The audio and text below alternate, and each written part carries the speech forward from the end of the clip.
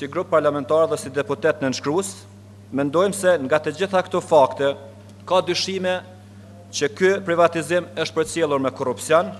me pasurim individual, duke dëmtuar një aset të madh të Kosovës dhe të Suharekës.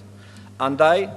grupi parlamentar i Lidhjes Demokratike të Kosovës rekomandon, me anë të së cilës kërkojmë nga Kuvendi i Republikës Kosovës dhe të gjithë deputetët, që të formohet komisioni hetimor, i cili do të hetojë mënyrën e privatizimit, mos përmbushjen e obligimeve nga ana AKM-s dhe AKP-s dhe deri te tjetërsimin e pronës së fabrikës, si dhe shitjen e kësaj prone personave të tretë. Ne duhet konkretisht më ju tregu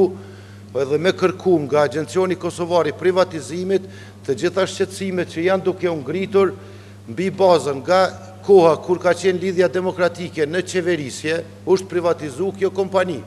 Dhe atëherë askush nuk e ka ngrit problemin e keq përdorimit, ndërsa tash në këtë formë cilën ne po e kërkojmë nga Kuvendi është një farë lloj implikimi në çështjet e Agjencionit Kosovar të Privatizimit. Prandaj, e mira kishte që edhe mendoj që është e udhës që të shifet mundësia që Agjencioni Kosovar në Komisionin për Zhvillim Ekonomik, po dhe kryesisë t'i ofron një shpjegim të qartë mbi të gjeturat të cilat janë